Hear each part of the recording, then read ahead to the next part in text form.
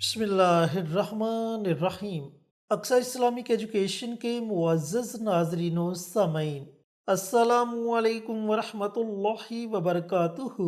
اس ایک رات میں 100 مرتبہ یہ کلمات پڑھ کر آپ اللہ تعالیٰ سے جو بھی مانگو گے اللہ تعالیٰ آپ کو ضرور عطا کرے گا، کیونکہ یہ رات ہے ہی بڑی مبارک رات۔ لاکھوں مانگو گے تو اللہ تعالیٰ کروڑوں عطا کرے گا۔ پریشانیوں سے چھٹکارے کی دعا مانگو گے تو اللہ تعالیٰ تمام پریشانیوں کو دور کر دے گا۔ کبیرہ صغیرہ گناہوں کی معافی مانگو گے تو اللہ تعالیٰ تمام کبیرہ صغیرہ گناہوں کو معاف فرما دے گا، کیونکہ یہ رات ہے ہی اتنی مبارک رات۔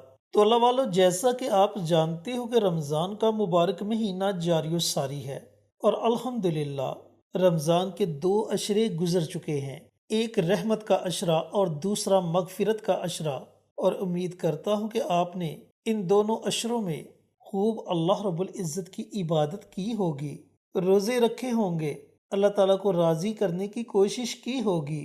تو الحمدللہ یہ رمضان کا تیسرا عشرہ ہے اور آج 22 رمضان ہے۔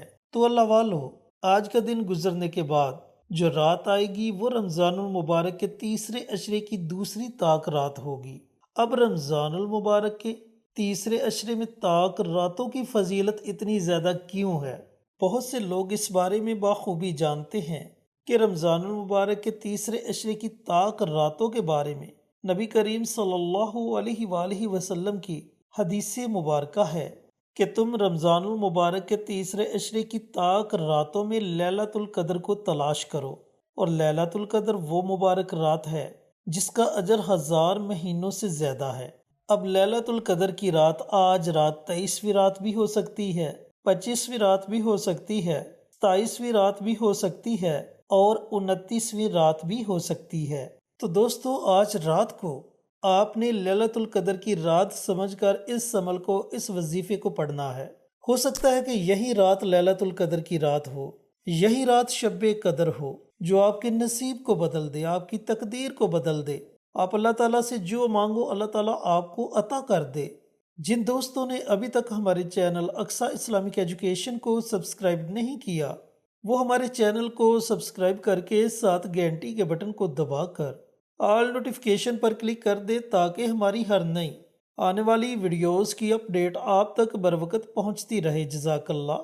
تو اس عمل کو، اس وظیفے کو اس مبارک رات میں آپ نے کیسے پڑھنا ہے، پڑھنے کا طریقہ کار اچھی طرح سن لیں اور سمجھ لیں۔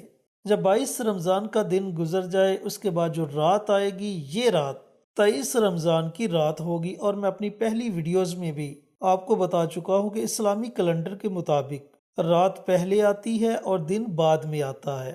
تو یہ رمضان المبارک کے تیسرے عشرے کی دوسری طاق رات ہوگی۔ تو پوری رات آپ کے پاس ہے، پوری رات میں جب آپ کا جی چاہے آپ اس عمل کو، اس وظیفے کو پڑھ سکتے ہو۔ آپ نے سب سے پہلے 4 رکعت نماز نوافل صلاۃ الحاجت کے ادا کرنے ہیں، لیکن یہ جو نوافل آپ نے ادا کرنے ہیں، ان نوافل کو آپ نے اکٹھا نہیں پڑھنا، ان نوافل کو آپ نے 2 کر کے پڑھنا ہے۔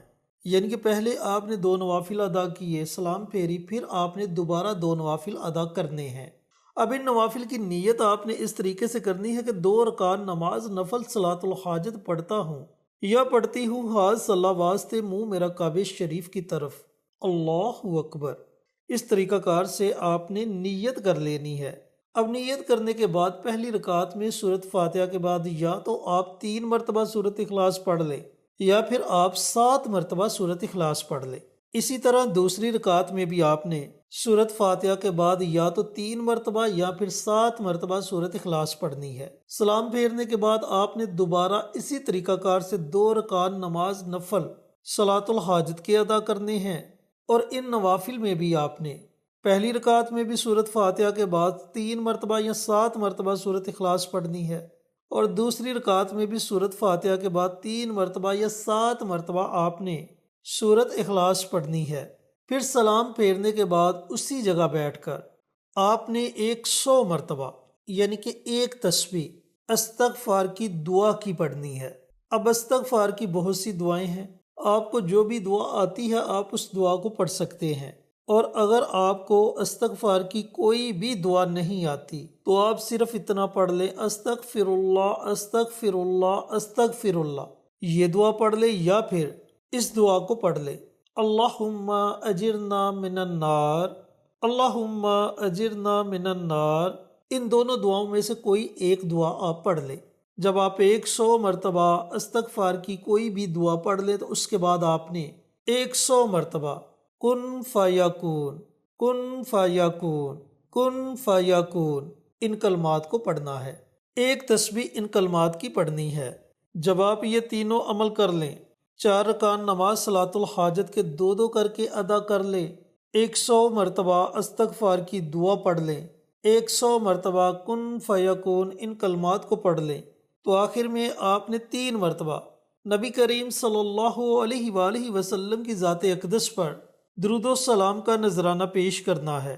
پھر آپ نے اللہ رب العزت کی بارگاہ میں اپنے ہاتھوں کو اٹھا لینا ہے، اور سب سے پہلے آپ نے جو دعا مانگنی ہے وہ دعا آپ نے گناہوں کی معافی کی مانگنی ہے کہ یا پروردگار مجھ سے جو بھی گناہ سرزد ہوئے، جانے میں ہوئے انجانے میں ہوئے، اندھیرے میں کیے اجالے میں کیے، یا پھر میں نے جو گناہ جان بوجھ کر کیے، میں ان تمام گناہوں سے معافی مانگتا ہوں۔ اے میرے پروردگار میرے تمام گناہوں کو معاف فرما دے۔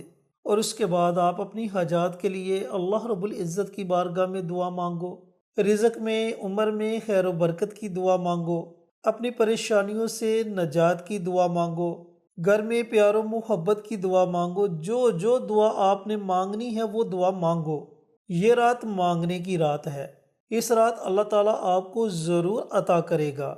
اور اس وظیفے کے ساتھ ساتھ آپ نے قرآن پاک کی تلاوت بھی کرنی ہے، ذکر و اذکار بھی کرنا ہے، اللہ کو راضی کرنے کی کوشش کرنی ہے، اور سب سے بڑا کام آپ نے یہ کرنا ہے کہ عشاء کی نماز بھی با جماعت ادا کرنی ہے اور فجر کی نماز بھی با جماعت ادا کرنی ہے۔